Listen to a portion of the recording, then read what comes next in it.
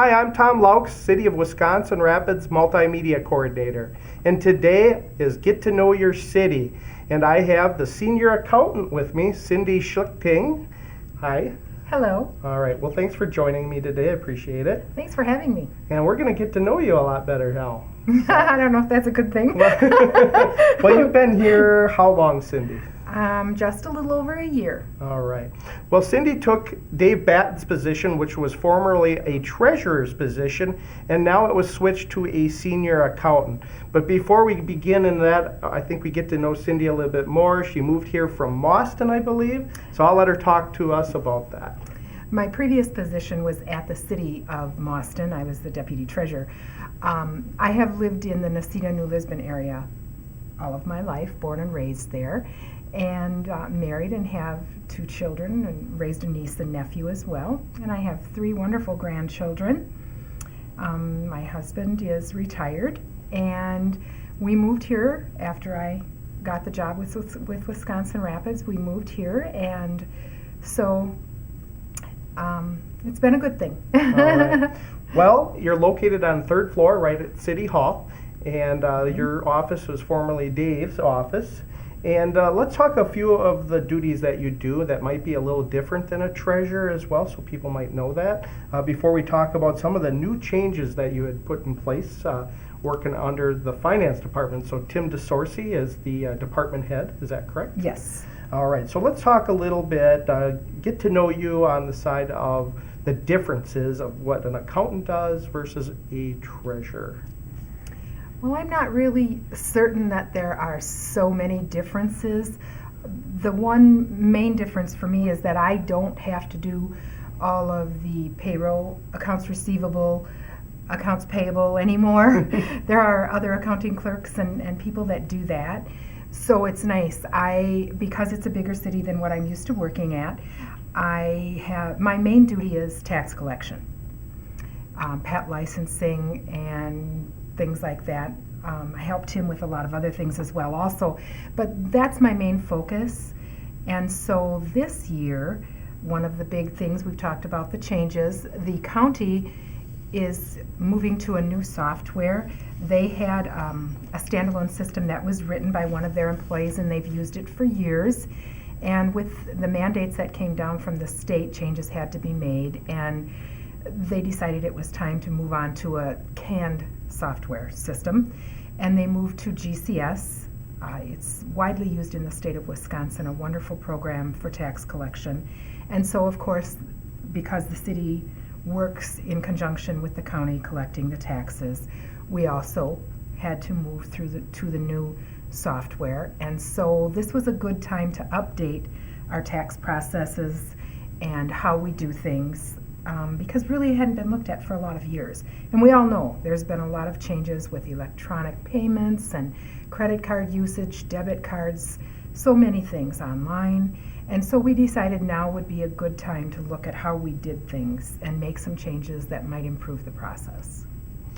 Well, if you're just joining us on Get to Know Your City, I have Cindy Schlichting. She's the senior accountant for the City of Wisconsin Rapids, and we were just talking about the new tax program they received just less than a few months ago, is that right, or over the last year? Well, actually, we're just getting it installed now. Okay. The county just went to the cloud on theirs last week. Okay. Well, we're going to ask her a little bit how it affects you as a taxpayer. So let's talk about that. When taxes are due, I believe there's 3 times, and how does this help the individual that's watching this program now? Okay. The main thing that is going to be the biggest advantage for anybody out there is they can go to the new portal that'll be out there on the Wood County website, and that has everybody's information for the county, and it's real time. So everything changes. When payments are made, you'll see that. You'll be able to go and look up anything that you want to look up. You'll see when your payments are made, when your next payment is due. Anything about your parcel, you'll be able to actually find yourself. You won't be at the mercy of having to go to the courthouse to get copies of things or come to City Hall to get copies of things. You'll be able to go right online and find that information. All right, so if you guys are looking for that information, you'll also be able to go to the city's website at wirapids.org. You'll be able to click under the departments and go to the finance department. There you will find a link that Cindy's talking about on the county. So you can either go to the county site, but as we're not county employees, I'm not sure where that link is generated at this point, but if you're looking for it, you can go to the city's site. I take care of the city's website, so I'll make sure that it does get up there. Otherwise, Cindy will say something to me here about that. So we'll get that there as tax season will be coming in the next couple months, faster than we can think. So glad that's happening, but can people still come to City Hall and do their business if they don't want to go online? Absolutely. Absolutely. I especially look forward to meeting the new people, and because I'm new here, it's been really nice to meet the residents and talk to them and learn things from them. So absolutely, you can still come to the third floor and pay, and we're making that easier for you too. We used to have 2 pay stations. We're going to have 3 this year, with also the ability to do the mail batches or things like that at other stations, so we'll always have 3 of them accessible to the public. We also have credit card payments that you can make, and that can be done at the counter. There's a fee for that the credit card company charges. And actually, when you get your tax bills this year, you will get some information about the credit card payments, online payments. It walks you through the 2 options that we have, GovPay and official payments, and it'll walk you right through paying them online, or what you can expect when you come in to pay them at the counter as well. So look for this pink slip in your tax bills. That'll give you a lot of information if you're interested in that type of payment. So Cindy, when does this generally go out in the mail? When do you get this stuff out to the residents of the city? We're hoping the 10th through the 15th will be the time when we send them out. We usually always try to have them out by the 15th of December. Oh, so it's just right around the corner. So if that's your Christmas present yeah, so from if you're us. watching this program, you may have it in your mailbox or stuffed on your desk, or you've caught this program before December 15th, as we do run this all month of December. Right. So this is new, right? Yes, it is. And tells you pretty much everything that you need to know. As I understand, there's 3 different installments if they want to do that. Yes. Let's talk about that. Their installments, can anybody pay the whole thing? I don't know the rules. Certainly. The rules, some people like to pay December 31st, tax purposes or whatever. And usually they have their tax bills, and so then they can do that. So they pay December 31st. The normal installment payments are January 31st, April 30th, and July 31st. If you choose to pay the installments, you have to pay the first one on time, or else it's all due. And that's by state statute. So if you pay your first installment by January 31st, then you're allowed to make the other 2 installments. If you are delinquent and miss that January 31st payment, it's all due. And that is by Wisconsin state statute. Let's talk about those that may escrow their taxes. Yes. That might be a question that one of our viewers are asking. Now that is paid by the bank. Is that, and when do they usually have to pay it by? Just in case can they do it in installments, or is that a one-time thing as well? That depends on how the owner has it set up with their bank. Some banks do send escrow checks through the deposit season or through the payment season. Some pay it all right away. It depends on how you've elected to have that money held and make those payments. I think the bank actually has a form that you sign probably when you do your loan with them to tell them, how your county or city collects the taxes. Because we are one of the few where the cities collect all of the installments. They are all paid at City Hall until after August. If you pay delinquent taxes, then after August, then they're paid at the county. But up until that point, they're all paid at the city. Right at the city. So either mail it in, do it online, or come in person. There's basically three ways. Now you're talking about stations. I guess I want to know a little bit what you mean by stations. Is that at the counter on 3rd floor? Is that what you mean by a station? Yes. Okay. So that there's not just one line where you can pay your taxes. There will be 3 workstations set up so you can pay them. And believe it or not, with the amount of tax bills that we do send out, they are lots of times quite busy. Oh, so your employees, Sharon and some of the other Laurel, right? Laurel, that comes up and works on those days of the tax season and able to take your payment and help and ask any questions as well. Let's give a phone number for people that may want to call your office if they still have some questions, maybe are not able to go online. What's the number to the finance department they should call? Well, if you're wanting to talk to someone about the process of walking through the credit card payments or online payments, call me directly. And that number is 715-421-8235. For general tax questions, you can just call 715-421-8254. And I think that takes you right to Laurel, and she'll be able to answer all of the questions that you would have too. Alrighty, and you guys are open Monday through Friday, 8 to 4:30? Yes. And unless there's a holiday, we're closed. But you're there to answer questions any time of the year that Correct. they have it. So I see on this tax information that also is going to go out, I believe. Is that right? Yes, in it that will. letter. There's a drop box. I did not mention that. Where is this drop box located? It's right at the main doors by the police department. Right outside the entryway, the main entryway to City Hall, there's a drop box that you can put it in.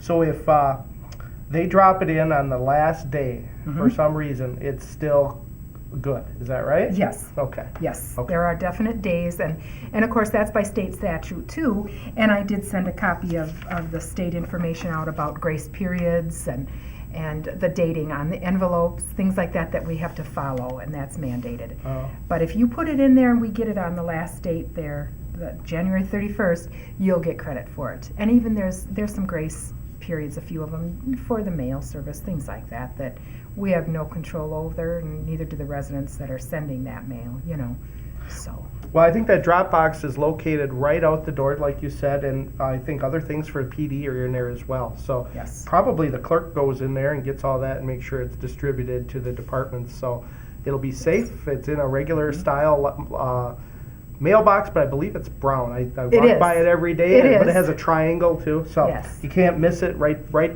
to the left of the doors, if I believe.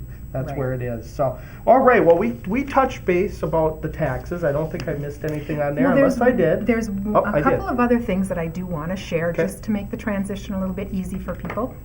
One of the big changes this year is we won't be sending out receipts for payments that come in the mail unless you send a self-addressed stamped envelope. Otherwise, you can print one online, or you can stop in and pick one up if you're in the area. But we won't just automatically send them out. There's one exception where we would send a receipt in the mail to someone, and that's if for some reason they short paid. And we would send a receipt to them to make them aware of that then, so they don't become delinquent, and so that would be one reason why we would send a receipt out, just because it's a courteous thing to do. Another thing is we will not be sending delinquent notices every month. If you don't make your January 31st payment, we won't send you a delinquent notice every month as we had in the past. Delinquent notices will only be generated after the installment date. So in January 31st, in February, the first week of February, if you haven't made that payment, you're going to get a delinquent notice. And then in April, for the April 30th payment, if you haven't made that payment the first week in May, we'll be sending out those delinquent notices. But we will not be sending them out every month. Okay. Okay? What does that mean, a delinquent notice? Does that mean that you could get a fine someday if you Means don't you're pay going to it? be charged interest. Oh, okay. A delinquent tax payment is one that hasn't been made on time of the installments. Then it's considered delinquent and you're charged taxes, or interest, I'm sorry. Okay. Some people get confused because they consider a payment postponed, but what postponed means is that you've made your installment and the rest of your total taxes are postponed until your next installment is due. Right. So people get confused sometimes between postponed and delinquent. Delinquent means you're going to get some interest added on. Right. Is there a certain percentage that's calculated by the state, or is it by the city? Or The state Okay. sets up the interest that's on there, and I don't even know what it is at this point. Well, if it never gets paid, can your property be taken away? I'm just curious. Yeah, actually, if you don't pay your taxes for 3 years, if you're in arrear for 3 years on your taxes, the county can take your parcels. Wow. For back taxes. Yeah, so it goes to the county, not even the Not actual even to city. us, Not no. even, so, No, it goes to the so county. ultimately, the city loses out Yes. because that's how we basically survive a lot is the taxpayer money. Right. At least maybe half of our budgets, I think, is, Oh, yes. is taxpayer money, and Yes. without that driving force of people living here, it would be hard to do business Right. for the city. And the city might recoup some of that tax money if perhaps the parcel was sold and enough money was generated to pay off anything in arrears. And of course, being that we're government, there's a certain hierarchy of what gets paid first, and so lots of times we're at the end of that. And again, the tax rate is always determined by our finance department and our council. Is that right? How that works? Mm-hmm. And that was figured out in November this Yes. month. And we always all hope that it don't go up. I think anywhere we live, everyone does. But Yes. that's part of living and part of inflation. It happens everywhere. We all have to come up with new things and be able to pay for it. So. Mhm. Yes. All right, is there anything on the tax payment before I go to another subject with you here? Anything different that I may have missed? I don't want to miss anything here. Well, one other thing I missed. that's going to change is our refund policy is different now. Okay. We used to issue large amounts of refunds right away. Like for some reason, if somebody brought in an escrow check and it was $500 more than what their payments were, we would issue them a refund for that right away. We won't be doing that anymore. Anything over a $20 refund will now be issued in a check, and that'll be done within 7 days of the payment. Okay. So that's the main thing. If you pay with cash, of course, you're going to get your refund immediately. If you pay with an escrow check, then less than $20 will be immediate. Anything more than that will be within the 7 days. If you pay with a personal check or a money order, less than $20 will be immediately, and more than $20 will be by check within 7 days. Now, another situation that we run into once in a while is the resident will pay the taxes, and then we will also get an escrow check from a bank. For whatever reason, they've both paid it. If we get a check from an escrow company and you have already paid your taxes, that money is going to go back to the escrow company. And if for some reason that is due you will have to work with your escrow company to get it back. Okay, so I've done that. I've done it with the insurance because you can have that done escrow too. Exactly. On your homeowner's insurance. But so your check will count if you send it in. Most likely, a lot of times, you'll do it sooner, or if you're thinking about it, I've done it. So yes, so theirs will go back to the bank, and then you'll just contact Right. the bank. Unless, of course, the escrow company paid it first, then you're going to get your check Yeah, back. yeah. So it's whichever way it goes. Whoever issued that whoever check, issued that- that's where it's going back to. Right, and because once it's recorded, it's going to be recorded. Exactly. And if you get another check, someone in your department's going to see it's not going to have a positive balance. Exactly. Yes. Okay. Let's. We were talking about fees just a little bit ago, and we're talking about payments. If they pay with a check, there's no fee. Is that right? No, not unless it's an electronic check online. Okay, so they can do that online. Absolutely. And that is through our website. What's the name of that again? GovPay. GovPay. So if they see an And area they that can says do it Gov, with official payments as well. and what percentage of something like that costs? If they do an electronic check, which basically you just go in and you have to put your check, your routing number and your bank number and things on there, and it's a $2 flat fee with GovPay to do that. I think it's $2.75 with official payments. That's it's a flat very fee. reasonable. Yes. The other part, credit card, if you use a regular credit card, then there's a different fee. Yes, there's a flat fee of $3 minimum, Okay. or I think it's 2.75 is the percentage with official payments, and I think GovPay is 2.5 Of the total tax of the amount. total amount of the total payment you're making. Okay. Yes, and that goes directly to the credit card companies, not to Yeah, I the was city. just gonna say, the city don't collect any of that, it's just a Right. service for us to have Right. for you. Yes. And if you want to see what the fee would be, you can go online and go through the payment process, and it'll tell you exactly how much that fee would be before you click OK. So you can always say, nope, I don't want to. Because for some people, they don't realize what it would be. Yeah. And so then they can go in and actually enter the information, and it'll tell them. All right. Well, tax season will be coming up.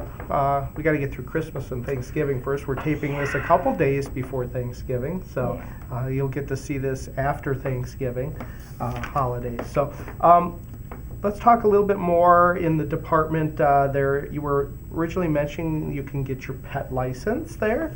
I believe you collect ambulance payments as well. So let's just touch base on those two pieces, just in case people are wondering about that. Okay. Yes, Sharon processes ambulance payments for the city of Wisconsin Rapids. You can pay those same as you can your taxes, in person, online. That you can do it through the mail.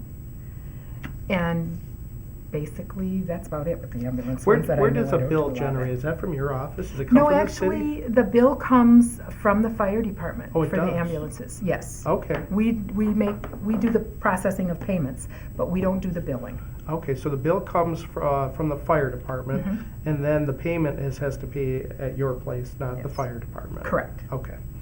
All right. Well, we got that figured out. Let's talk a little bit about pets, because you have to have a license here in the city if you own a dog, right? I don't know Yes. about a cat. Dog and cats Dog both. and cat. Yes. So where do you get those licenses, and when are they need to be renewed? They run on the calendar year from January through December. And you can get them on the third floor right at our office in the finance department. And there's a little change in that too this year. You can't get dog licenses through the mail unless you send a self-addressed stamped envelope with 75 cents postage on it and proof from your veterinarian of a rabies shot. Okay. In the past, there was just a form that you filled out and you put your dog's name or your cat's name and said this was when his shot was, and we would send you a tag.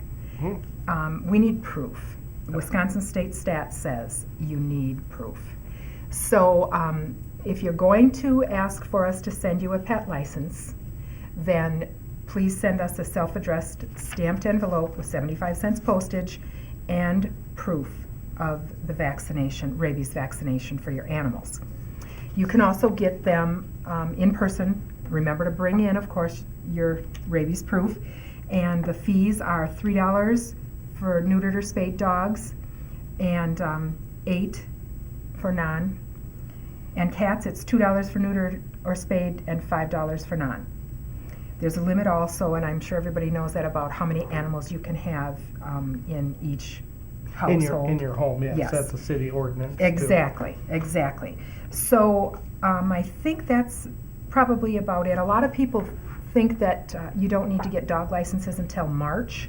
Well, it's after March that you're going to get a late fee. You should have your license, you should get your license January, as like when you get your tax bills and pay your taxes. Your dog licenses do run January through December. After March, if you pay it after March, you're going to get a late fee. Unless you are a new resident, is there a Unless you're a new resident, or if you got a Right. new animal. New animal, right. And of course, if you're getting a puppy or a kitten, they don't need to be licensed until after 5 months.